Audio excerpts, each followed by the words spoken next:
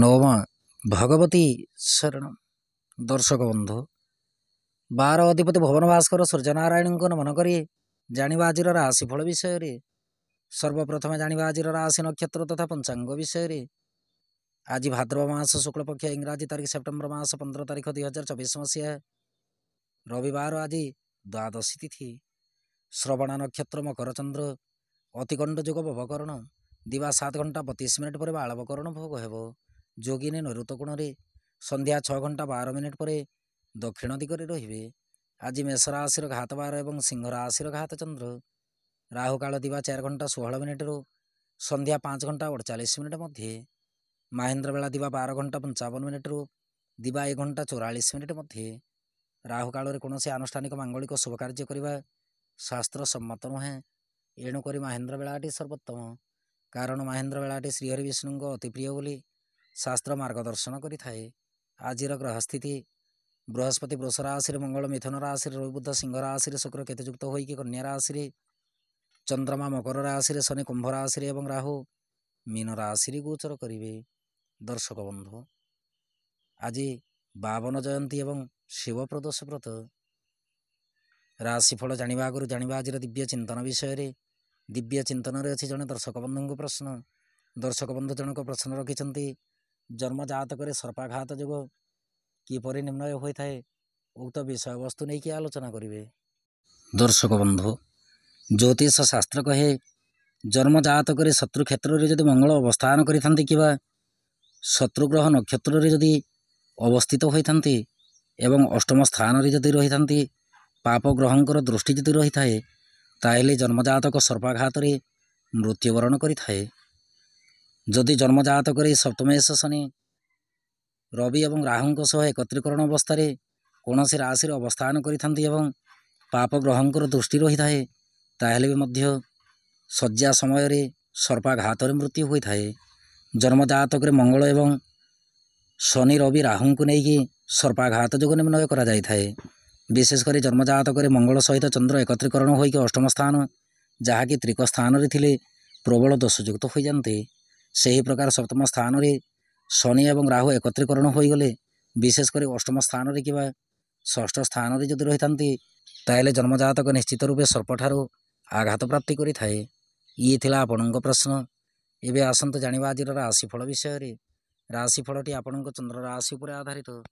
ଆପଣଙ୍କ ଜନ୍ମକୋଷ୍ଠୀରେ ଚନ୍ଦ୍ରମା ଯେଉଁ ରାଶିରେ ଅବସ୍ଥାନ କରିଛନ୍ତି, ସିଏ ହେଉଛି ଆପଣଙ୍କ ଚନ୍ଦ୍ର ରାଶି ବା ଜନ୍ମରାଶି। ଯଦି ଆପଣ ନିଜର ଜନ୍ମରାଶି ଜାଣିନାହାନ୍ତି, ତାହେଲେ ପ୍ରଚଳିତ ନାମ ରାଶି ଅନୁସାରେ ରାଶିଫଳଟି ଦେଖିପାରିବେ। ଚନ୍ଦ୍ରମା ଆଜି ସ୍ୱନକ୍ଷତ୍ରରେ ମକର ରାଶିରେ ଗୋଚର କରିବେ। ଫଳରେ ମେଷ ରାଶି ଠାରୁ ମୀନ ରାଶି ପର୍ଯ୍ୟନ୍ତ ଦ୍ୱାଦଶ ରାଶି ଉପରେ ଚନ୍ଦ୍ରମାଙ୍କ କେଉଁ ପ୍ରକାର ପ୍ରଭାବ ରହିବ, ଉକ୍ତ ବିଷୟବସ୍ତୁ ଉପରେ ପରିଚିତ ହେବା। କାଳପୁରୁଷ ଚକ୍ରର ପ୍ରଥମ ରାଶି ମେଷ ରାଶି। ମେଷ ରାଶି ବ୍ୟକ୍ତିବିଶେଷଙ୍କ ପାଇଁ ଦିନଟିରେ ଚନ୍ଦ୍ରମା ରାଶିଠାରୁ ଦଶମ ସ୍ଥାନରେ ଗୋଚର କରିବେ। ଫଳରେ କାର୍ଯ୍ୟକ୍ଷେତ୍ର ଏବଂ ବ୍ୟବସାୟରେ ସୁଖ ସମ୍ମାନ ପ୍ରାପ୍ତି ହେବ। ସରକାରୀ ବେସରକାରୀ କର୍ମକୁ ନେଇକି ଅତ୍ୟନ୍ତ ଖୁସି ଅନୁଭବ କରିବେ। ଦାମ୍ପତ୍ୟ ଓ ପ୍ରେମ ସମ୍ପର୍କ ସୁଖଦ ରହିବା ସହିତ ଆର୍ଥିକ ସ୍ଥିତି ସବଳ ଅଟେ। କର୍ମମୟ ଜୀବନ ଶାନ୍ତିପୂର୍ଣ୍ଣ ଭାବେ ଅତିବାହିତ ହେବ। ସ୍ୱାସ୍ଥ୍ୟ ଶରୀର ପ୍ରତି ଧ୍ୟାନ ରଖନ୍ତୁ। ଯାତ୍ରା ପାଇଁ ଦିନଟି ଅମୃତ ତୁଲ୍ୟ। ବିଦ୍ୟାର୍ଥୀ ଓ ମହିଳାମାନେ କାର୍ଯ୍ୟକ୍ଷେତ୍ରରେ ନୂତନ କର୍ମରେ ମତି ଧାବନ କରିବେ। ଆପଣଙ୍କ ପାଇଁ ଶୁଭ ରଙ୍ଗ ଆଜି ହଳଦୀ ବର୍ଣ୍ଣ ରଙ୍ଗ, ଶୁଭ ଅଙ୍କ 2। ଆପଣ ଆଜି ଦୁର୍ଗାନବାକ୍ଷରୀ ମନ୍ତ୍ର ପଠନ କରନ୍ତୁ। ଦିନଟି ଅତ୍ୟନ୍ତ ସୁଖଦ ରହିବ। ବୃଷ ରାଶି। ବୃଷ ରାଶି ବ୍ୟକ୍ତିବିଶେଷଙ୍କ ପାଇଁ ଦିନଟିରେ ଚନ୍ଦ୍ରମା ରାଶିଠାରୁ ନବମ ସ୍ଥାନରେ ଗୋଚର କରିବେ। ଫଳରେ କାର୍ଯ୍ୟକ୍ଷେତ୍ର ଏବଂ ବ୍ୟବସାୟରେ ଅନୁତପ୍ତ ହୋଇପାରନ୍ତି। ସରକାରୀ ବେସରକାରୀ କର୍ମକୁ ନେଇକି ଅନ୍ୟର ପରାମର୍ଶରେ କର୍ମ ସମ୍ପାଦନ ହେବ। ଆଇନ ଅଦାଲତ କର୍ମ ଯଦି କିଛି ଥାଏ, ବୁଝି ବିଚାରିକି କର୍ମ ନିର୍ବାହ କରନ୍ତୁ। ଦାମ୍ପତ୍ୟ ଓ ପ୍ରେମ ସମ୍ପର୍କ ବିଶେଷ ସୁଖଦାୟକ ନୁହେଁ। ଆର୍ଥିକ ସ୍ଥିତି ଅତି ଉତ୍ତମ ରହିବ। ସ୍ୱାସ୍ଥ୍ୟ ଶରୀର ସବଳ ରହିବା ସହିତ ଯାତ୍ରା ସମୟରେ ଶୁଭଫଳ ପ୍ରାପ୍ତି କରିବେ। ବିଦ୍ୟାର୍ଥୀ ଓ ମହିଳାମାନେ କାର୍ଯ୍ୟକ୍ଷେତ୍ରରେ ଆଶାତୀତ ଫଳ ପ୍ରାପ୍ତି କରିବେ। ଆପଣଙ୍କ ପାଇଁ ଶୁଭ ରଙ୍ଗ ଆଜି ଧବଳ ବର୍ଣ୍ଣ ରଙ୍ଗ, ଶୁଭ ଅଙ୍କ 8। ଆପଣ ଆଜି ଅସହାୟ ବ୍ୟକ୍ତିଙ୍କୁ ସାହାଯ୍ୟ ହୁଅନ୍ତୁ। ଦିନଟି ଅତ୍ୟନ୍ତ ସୁଖଦ ରହିବ। ମିଥୁନ ରାଶି। ମିଥୁନ ରାଶି ବ୍ୟକ୍ତିବିଶେଷଙ୍କ ପାଇଁ ଦିନଟିରେ ଚନ୍ଦ୍ରମା ରାଶିଠାରୁ ଅଷ୍ଟମ ସ୍ଥାନରେ ଗୋଚର କରିବେ। ଫଳରେ କାର୍ଯ୍ୟକ୍ଷେତ୍ର ଏବଂ ବ୍ୟବସାୟରେ ଅଘଟଣ କର୍ମ କିଛି ଘଟିତ ହୋଇପାରେ। ସରକାରୀ ବେସରକାରୀ କର୍ମକୁ ନେଇକି ସୁଖହାନିର ସୂଚନା ଅଛି। ଦାମ୍ପତ୍ୟ ଓ ପ୍ରେମ ସମ୍ପର୍କ ବିଶେଷ ସୁଖଦାୟକ ନୁହେଁ। ଆର୍ଥିକ ସ୍ଥିତି ମଧ୍ୟମରୁ ଉତ୍ତମ ରହିବ। ସ୍ୱାସ୍ଥ୍ୟ ଶରୀର ପ୍ରତି ଧ୍ୟାନ ରଖନ୍ତୁ। ଯାତ୍ରା ପାଇଁ ଦିନଟି ମଧ୍ୟମ ଫଳଦାୟକ। ବିଦ୍ୟାର୍ଥୀ ଓ ମହିଳାମାନେ କାର୍ଯ୍ୟକ୍ଷେତ୍ରରେ ଅମନୋଯୋଗୀ ରହିବେ। ଆପଣଙ୍କ ପାଇଁ ଶୁଭ ରଙ୍ଗ ଆଜି ଶ୍ୟାମଳ ବର୍ଣ୍ଣ ରଙ୍ଗ, ଶୁଭ ଅଙ୍କ 3। ଆପଣ ଆଜି ଗଙ୍ଗଣପତାୟ ନମଃ ଏହି ମନ୍ତ୍ରକୁ ପଠନ କରନ୍ତୁ। ଦିନଟି ଅତ୍ୟନ୍ତ ସୁଖଦ ରହିବ। କର୍କଟ ରାଶି। କର୍କଟ ରାଶି ବ୍ୟକ୍ତିବିଶେଷଙ୍କ ପାଇଁ ଦିନଟିରେ ଚନ୍ଦ୍ରମା ରାଶିଠାରୁ ସପ୍ତମ ସ୍ଥାନରେ ଗୋଚର କରିବେ। ଫଳରେ କାର୍ଯ୍ୟକ୍ଷେତ୍ର ଏବଂ ବ୍ୟବସାୟରେ ଆକସ୍ମିକ ଧନ ଲାଭର ସୂଚନା ଅଛି। ସରକାରୀ ବେସରକାରୀ କର୍ମକୁ ନେଇକି ଉତ୍ତମ ରୂପେ କର୍ମ ସମ୍ପାଦନ କରିବେ। ଦାମ୍ପତ୍ୟ ଓ ପ୍ରେମ ସମ୍ପର୍କ ମାଧୁର୍ଯ୍ୟ ଭରା ଅଟେ। ଆର୍ଥିକ ସ୍ଥିତି ଅତି ଉତ୍ତମ ରହିବା ସହିତ ସ୍ୱାସ୍ଥ୍ୟ ଶରୀର ସବଳ ରହିବ। ଯାତ୍ରା ପାଇଁ ଦିନଟି ଅମୃତ ତୁଲ୍ୟ। ବିଦ୍ୟାର୍ଥୀ ଓ ମହିଳାମାନେ କାର୍ଯ୍ୟକ୍ଷେତ୍ରରେ ନିର୍ବିଘ୍ନରେ କର୍ମ ସମ୍ପାଦନ କରିବେ। ଆପଣଙ୍କ ପାଇଁ ଶୁଭ ରଙ୍ଗ ଆଜି ଘୃତବର୍ଣ୍ଣ ରଙ୍ଗ, ଶୁଭ ଅଙ୍କ 9। ଆପଣ ଆଜି ଶିବ ପଞ୍ଚାକ୍ଷର ମନ୍ତ୍ର ପଠନ କରନ୍ତୁ। ଦିନଟି ଅତ୍ୟନ୍ତ ସୁଖଦ ରହିବ। ସିଂହ ରାଶି। ସିଂହ ରାଶି ବ୍ୟକ୍ତିବିଶେଷଙ୍କ ପାଇଁ ଦିନଟିରେ ଚନ୍ଦ୍ରମା ରାଶିଠାରୁ ଷଷ୍ଠ ସ୍ଥାନରେ ଗୋଚର କରିବେ। ଫଳରେ କାର୍ଯ୍ୟକ୍ଷେତ୍ର ଏବଂ ବ୍ୟବସାୟରେ ଆକସ୍ମିକ ଦ୍ରବ୍ୟ ଲାଭର ସୂଚନା ପରିଲକ୍ଷିତ ହୁଏ। ସରକାରୀ ବେସରକାରୀ କର୍ମକୁ ନେଇକି ତରତର ନିଷ୍ପତ୍ତି ନିଅନ୍ତୁ ନାହିଁ। ଦାମ୍ପତ୍ୟ ଓ ପ୍ରେମ ସମ୍ପର୍କ ସଦୃଢ଼ ରଖିବା ସହିତ ସହଧର୍ମିଣୀଙ୍କ ପରାମର୍ଶ ଅନୁସାରେ ଗୃହ କାର୍ଯ୍ୟ ସମ୍ପାଦନ କରନ୍ତୁ।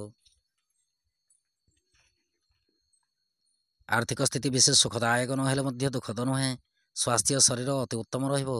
ଯାତ୍ରା ପାଇଁ ଦିନଟି ଆପଣଙ୍କ ପକ୍ଷରେ ଯିବ। ବିଦ୍ୟାର୍ଥୀ ଓ ମହିଳାମାନେ କାର୍ଯ୍ୟକ୍ଷେତ୍ରରେ ନିର୍ବିଘ୍ନରେ କର୍ମ ସମ୍ପାଦନ କରିକି ଅତ୍ୟନ୍ତ ଖୁସି ଅନୁଭବ କରିବେ। ଆପଣଙ୍କ ପାଇଁ ଶୁଭ ରଙ୍ଗ ଆଜି ଘୃତବର୍ଣ୍ଣ ରଙ୍ଗ, ଶୁଭ ଅଙ୍କ 9। ଆପଣ ଆଜି ଶିବ ପଞ୍ଚାକ୍ଷର ମନ୍ତ୍ର ପଠନ କରନ୍ତୁ। ଦିନଟି ଅତ୍ୟନ୍ତ ସୁଖଦ ରହିବ। କନ୍ୟା ରାଶି। କନ୍ୟା ରାଶି ବ୍ୟକ୍ତିବିଶେଷଙ୍କ ପାଇଁ ଦିନଟିରେ ଚନ୍ଦ୍ରମା ରାଶିଠାରୁ ପଞ୍ଚମ ସ୍ଥାନରେ ଗୋଚର କରିବେ। ଫଳରେ କାର୍ଯ୍ୟକ୍ଷେତ୍ର ଏବଂ ବ୍ୟବସାୟରେ ଅର୍ଥ ଲାଭର ସୂଚନା ଅଛି। ସରକାରୀ ବେସରକାରୀ କର୍ମକୁ ନେଇକି ଶତ୍ରୁ ଭୟର ସୂଚନା ଜଣାଯାଏ। ଏଣୁକରି ଶତ୍ରୁ ପକ୍ଷରୁ ନିବୃତ୍ତ ରହିବେ। ଦାମ୍ପତ୍ୟ ଓ ପ୍ରେମ ସମ୍ପର୍କ ମଧ୍ୟମରୁ ଉତ୍ତମ ରହିବ। ଆର୍ଥିକ ସ୍ଥିତି ପ୍ରତି ଅନୁଧ୍ୟାନ ରଖନ୍ତୁ। ସ୍ୱାସ୍ଥ୍ୟ ଶରୀର ବିଶେଷ ସୁଖଦାୟକ ନୁହେଁ। ମନ ଭିତରେ ଅଶାନ୍ତିର ବାତାବରଣ ରହିପାରେ। ଯାତ୍ରା ପାଇଁ ଦିନଟି ମଧ୍ୟମ ଫଳଦାୟକ। ବିଦ୍ୟାର୍ଥୀ ଓ ମହିଳାମାନେ କାର୍ଯ୍ୟକ୍ଷେତ୍ରରେ ଆନନ୍ଦରେ କର୍ମ ସମ୍ପାଦନ କରିବେ। ଆପଣଙ୍କ ପାଇଁ ଶୁଭ ରଙ୍ଗ ଆଜି ସବୁଜ ବର୍ଣ୍ଣ ରଙ୍ଗ, ଶୁଭ ଅଙ୍କ 6। ଆପଣ ଆଜି ଦେବୀ ମନ୍ଦିରରେ ଘୃତ ଦୀପ ଅର୍ପଣ କରନ୍ତୁ। ଦିନଟି ଅତ୍ୟନ୍ତ ସୁଖଦ ରହିବ। ତୁଳା ରାଶି। ତୁଳା ରାଶି ବ୍ୟକ୍ତିବିଶେଷଙ୍କ ପାଇଁ ଦିନଟିରେ ଚନ୍ଦ୍ରମା ରାଶିଠାରୁ ଚତୁର୍ଥ ସ୍ଥାନରେ ଗୋଚର କରିବେ। ଫଳରେ କାର୍ଯ୍ୟକ୍ଷେତ୍ର ଏବଂ ବ୍ୟବସାୟରେ ଅପ୍ରୀତିକର ଘଟଣା କିଛି ଘଟିତ ହୋଇପାରେ। ସରକାରୀ ବେସରକାରୀ କର୍ମକୁ ନେଇକି ଉପରିସ୍ଥ କର୍ମଚାରୀଙ୍କ ଠାରୁ କଟୁ ଭାଷା ଶୁଣିପାରନ୍ତି। ଦିନଟିରେ ମାତୃପୀଡ଼ାର ସୂଚନା ଜଣାଯାଏ। ଭୂସମ୍ବନ୍ଧୀୟ କାର୍ଯ୍ୟକଳାପକୁ ନେଇକି ବାଦ ବିବାଦ ଉତ୍ପନ୍ନ ହୋଇପାରେ। ଦାମ୍ପତ୍ୟ ଓ ପ୍ରେମ ସମ୍ପର୍କ ଅତି ଉତ୍ତମ ରହିବ। ଆର୍ଥିକ ସ୍ଥିତି ସୁଖଦ ରହିବା ସହିତ ସ୍ୱାସ୍ଥ୍ୟ ଶରୀର ମଧ୍ୟ ସୁଖଦ ରହିବ। ଯାତ୍ରା ପାଇଁ ଦିନଟି ଆଦୌ ଶୁଭଦାୟକ ନୁହେଁ। ବିଦ୍ୟାର୍ଥୀ ଓ ମହିଳାମାନେ କାର୍ଯ୍ୟକ୍ଷେତ୍ରରେ ଅଶାନ୍ତିର ବାତାବରଣ ଲକ୍ଷ୍ୟ କରିବେ। ଆପଣଙ୍କ ପାଇଁ ଶୁଭ ରଙ୍ଗ ଆଜି ଧବଳ ବର୍ଣ୍ଣ ରଙ୍ଗ, ଶୁଭ ଅଙ୍କ 3। ଆପଣ ଆଜି କ୍ଲିଂ ମନ୍ତ୍ରକୁ 54 ଥର ପଠନ କରନ୍ତୁ। ଦିନଟି ଅତ୍ୟନ୍ତ ସୁଖଦ ରହିବ। ବିଛା ରାଶି। ବିଛା ରାଶି ବ୍ୟକ୍ତିବିଶେଷଙ୍କ ପାଇଁ ଦିନଟିରେ ଚନ୍ଦ୍ରମା ରାଶିଠାରୁ ତୃତୀୟ ସ୍ଥାନରେ ଗୋଚର କରିବେ। ଫଳରେ କାର୍ଯ୍ୟକ୍ଷେତ୍ର ଏବଂ ବ୍ୟବସାୟରେ ସଫଳତାର ଚାବିକାଠି ପ୍ରାପ୍ତି କରିବେ। ସରକାରୀ ବେସରକାରୀ କର୍ମକୁ ନେଇକି ମାନସିକ ଦୁଶ୍ଚିନ୍ତା ରହିପାରେ। ଦାମ୍ପତ୍ୟ ଓ ପ୍ରେମ ସମ୍ପର୍କ ମଧ୍ୟମରୁ ଉତ୍ତମ ରହିବ। ଆର୍ଥିକ ସ୍ଥିତି ବିଶେଷ ସୁଖଦାୟକ ନୁହେଁ। ଦିନଟିରେ ଆବଶ୍ୟକ ସ୍ଥଳେ ଋଣ ଗ୍ରହଣ କରିପାରନ୍ତି। ସ୍ୱାସ୍ଥ୍ୟ ଶରୀର ପ୍ରତି ଧ୍ୟାନ ଦେବା ସହିତ ଖାଦ୍ୟପେୟ ଏବଂ ଦିନଚର୍ଯ୍ୟା ପ୍ରତି ଧ୍ୟାନ ରଖନ୍ତୁ। ଯାତ୍ରା ପାଇଁ ଦିନଟି ମଧ୍ୟମ ଫଳଦାୟକ। ବିଦ୍ୟାର୍ଥୀ ଓ ମହିଳାମାନେ କାର୍ଯ୍ୟକ୍ଷେତ୍ରରେ କୃତିତ୍ୱ ଅର୍ଜନ କରିବେ। ଆପଣଙ୍କ ପାଇଁ ଶୁଭ ରଙ୍ଗ ଆଜି ରକ୍ତବର୍ଣ୍ଣ ରଙ୍ଗ, ଶୁଭ ଅଙ୍କ 7। ଆପଣ ଆଜି ଦୁମ୍ ଦୁର୍ଗାୟ ନମଃ ଏହି ମନ୍ତ୍ରକୁ ପଠନ କରନ୍ତୁ। ଦିନଟି ଅତ୍ୟନ୍ତ ସୁଖଦ ରହିବ। ଧନୁରାଶି। ଧନୁରାଶି ବ୍ୟକ୍ତିବିଶେଷଙ୍କ ପାଇଁ ଦିନଟିରେ ଚନ୍ଦ୍ରମା ରାଶିଠାରୁ ଦ୍ୱିତୀୟ ସ୍ଥାନରେ ଗୋଚର କରିବେ। ଫଳରେ କାର୍ଯ୍ୟକ୍ଷେତ୍ର ଏବଂ ବ୍ୟବସାୟରେ ବିଳମ୍ବରେ କାର୍ଯ୍ୟ ସିଦ୍ଧିର ସୂଚନା ପରିଲକ୍ଷିତ ହୁଏ। ସରକାରୀ ବେସରକାରୀ କର୍ମକୁ ନେଇକି ମନ ଭିତରେ ସନ୍ତାପିତ ଭାବନା ଜାତ ହେବା ସହିତ ପାରିବାରିକ ସମସ୍ୟା ମଧ୍ୟ ରହିପାରେ। ଦାମ୍ପତ୍ୟ ଓ ପ୍ରେମ ସମ୍ପର୍କ ମଧ୍ୟମରୁ ଉତ୍ତମ ରହିବ। ସହଧର୍ମିଣୀଙ୍କ ସ୍ୱାସ୍ଥ୍ୟ ଶରୀର ପ୍ରତି ଧ୍ୟାନ ରଖନ୍ତୁ। ଆର୍ଥିକ ସ୍ଥିତି ବିଶେଷ ସୁଖଦାୟକ ନୁହେଁ। ଯାତ୍ରା ପାଇଁ ଦିନଟି ମଧ୍ୟମ ଫଳଦାୟକ। ବିଦ୍ୟାର୍ଥୀ ଓ ମହିଳାମାନେ କାର୍ଯ୍ୟକ୍ଷେତ୍ରରେ ଆଶାତୀତ ଫଳପ୍ରାପ୍ତିରେ ବିଳମ୍ବ ଯୋଗ ଲକ୍ଷ୍ୟ କରିବେ। ଆପଣଙ୍କ ପାଇଁ ଶୁଭ ରଙ୍ଗ ଆଜି ହଳଦୀ ବର୍ଣ୍ଣ ରଙ୍ଗ, ଶୁଭ ଅଙ୍କ 1। ଆପଣ ଆଜି ଅସହାୟ ବ୍ୟକ୍ତିଙ୍କୁ ସାହାଯ୍ୟ ହୁଅନ୍ତୁ। ଦିନଟି ଅତ୍ୟନ୍ତ ସୁଖଦ ରହିବ। ମକର ରାଶି। ମକର ରାଶି ବ୍ୟକ୍ତିବିଶେଷଙ୍କ ପାଇଁ ଦିନଟିରେ ଚନ୍ଦ୍ରମା ରାଶିରେ ଗୋଚର କରିବେ। ଫଳରେ କାର୍ଯ୍ୟକ୍ଷେତ୍ର ଏବଂ ବ୍ୟବସାୟରେ ସ୍ୱାଧୀନ ଭାବେ କର୍ମ ସମ୍ପାଦନ ହେବ। ସରକାରୀ ବେସରକାରୀ କର୍ମକୁ ନେଇକି ପ୍ରତିଦ୍ୱନ୍ଦ୍ୱୀ ଭାବନା ଜାତ ହୋଇପାରେ। ଦାମ୍ପତ୍ୟ ଓ ପ୍ରେମ ସମ୍ପର୍କ ପ୍ରତି ଯତ୍ନଶୀଳ ରୁହନ୍ତୁ। ଆର୍ଥିକ ସ୍ଥିତି ଅତି ଉତ୍ତମ ରହିବ। ସ୍ୱାସ୍ଥ୍ୟ ଶରୀର ସୁଖଦ ରହିବା ସହିତ ଯାତ୍ରା ସମୟରେ ଶୁଭ ଫଳ ପ୍ରାପ୍ତି କରିବେ। ବିଦ୍ୟାର୍ଥୀ ଓ ମହିଳାମାନେ କାର୍ଯ୍ୟକ୍ଷେତ୍ରରେ ବନ୍ଧୁ ଗହଣରେ ସମୟ ଅତିବାହିତ କରିପାରନ୍ତି। ଆପଣଙ୍କ ପାଇଁ ଶୁଭ ରଙ୍ଗ ଆଜି ନୀଳବର୍ଣ୍ଣ ରଙ୍ଗ, ଶୁଭ ଅଙ୍କ 9। ଆପଣ ଆଜି ପିତାମାତାଙ୍କ ଠାରୁ ଆଶୀର୍ବାଦ ଗ୍ରହଣ କରନ୍ତୁ। ଦିନଟି ଅତ୍ୟନ୍ତ ସୁଖଦ ରହିବ। କୁମ୍ଭ ରାଶି। କୁମ୍ଭ ରାଶି ବ୍ୟକ୍ତିବିଶେଷଙ୍କ ପାଇଁ ଦିନଟିରେ ଚନ୍ଦ୍ରମା ରାଶିଠାରୁ ଦ୍ୱାଦଶ ସ୍ଥାନରେ ଗୋଚର କରିବେ। ଫଳରେ କାର୍ଯ୍ୟକ୍ଷେତ୍ର ଏବଂ ବ୍ୟବସାୟରେ ଅଶୁଭତ୍ୱର ସୂଚନା ଜଣାଯାଏ। ଏଣୁକରି ସଦାସର୍ବଦା ଦୃଢ଼ ସଂକଳ୍ପିତ ଭାବେ କର୍ମ ସମ୍ପାଦନ କରିବେ। ସରକାରୀ ବେସରକାରୀ କର୍ମକୁ ନେଇକି ଉପରିସ୍ଥ କର୍ମଚାରୀଙ୍କ ପରାମର୍ଶ ଅନୁସାରେ କର୍ମ ସମ୍ପାଦନ କରନ୍ତୁ। ଦାମ୍ପତ୍ୟ ଓ ପ୍ରେମ ସମ୍ପର୍କ ବିଶେଷ ସୁଖଦାୟକ ନୁହେଁ। ଆର୍ଥିକ ସ୍ଥିତି ଦୁର୍ବଳ ରହିପାରେ। ସ୍ୱାସ୍ଥ୍ୟ ଶରୀର ପ୍ରତି ଧ୍ୟାନ ରଖିବା ନିତାନ୍ତ ଆବଶ୍ୟକ। ଯାତ୍ରା ପାଇଁ ଦିନଟି ସୁଖଦ ରହିବ। ବିଦ୍ୟାର୍ଥୀ ଓ ମହିଳାମାନେ କାର୍ଯ୍ୟକ୍ଷେତ୍ରରେ ସୁସମ୍ବାଦ ଶ୍ରବଣ କରିବେ। ଆପଣଙ୍କ ପାଇଁ ଶୁଭ ରଙ୍ଗ ଆଜି ଚିତ୍ରବର୍ଣ୍ଣ ରଙ୍ଗ, ଶୁଭ ଅଙ୍କ 5। ଆପଣ ଆଜି ଦେବୀ ମନ୍ଦିରରେ ଘୃତଦୀପ ଅର୍ପଣ କରନ୍ତୁ। ଦିନଟି ଅତ୍ୟନ୍ତ ସୁଖଦ ରହିବ। ମୀନ ରାଶି ବ୍ୟକ୍ତିବିଶେଷଙ୍କ ପାଇଁ ଦିନଟିରେ ଚନ୍ଦ୍ରମା ରାଶିରେ ଗୋଚର କରିବେ। ଫଳରେ କାର୍ଯ୍ୟକ୍ଷେତ୍ର ଏବଂ ବ୍ୟବସାୟରେ ଉତ୍ସାହିତ ରହିବେ। ସରକାରୀ ବେସରକାରୀ କର୍ମକୁ ନେଇକି ପ୍ରଶଂସାର ପାତ୍ର ହେବେ। ଦାମ୍ପତ୍ୟ ଓ ପ୍ରେମ ସମ୍ପର୍କ ଅତି ଉତ୍ତମ ରହିବ। ଆଇନ ଅଦାଲତ କର୍ମ ଯଦି କିଛି ଥାଏ ତାହେଲେ ନ୍ୟାୟଟି ଆପଣଙ୍କୁ ପ୍ରାପ୍ତି ହେବ। ଆର୍ଥିକ ସ୍ଥିତି ସବଳ ରହିବା ସହିତ ସ୍ୱାସ୍ଥ୍ୟ ଶରୀର ମଧ୍ୟ ସବଳ ରହିବ। ଯାତ୍ରା ପାଇଁ ଦିନଟି ଆପଣଙ୍କ ପକ୍ଷରେ ଯିବ। ବିଦ୍ୟାର୍ଥୀ ଓ ମହିଳାମାନେ କାର୍ଯ୍ୟକ୍ଷେତ୍ରରେ ନିର୍ବିଘ୍ନରେ କର୍ମ ସମ୍ପାଦନ କରିବେ। ଆପଣଙ୍କ ପାଇଁ ଶୁଭ ରଙ୍ଗ ଆଜି ପୀତବର୍ଣ୍ଣ ରଙ୍ଗ, ଶୁଭ ଅଙ୍କ 8। ଆପଣ ଆଜି ଶୀତକୁଞ୍ଚିକା ମନ୍ତ୍ର ପଠନ କରନ୍ତୁ।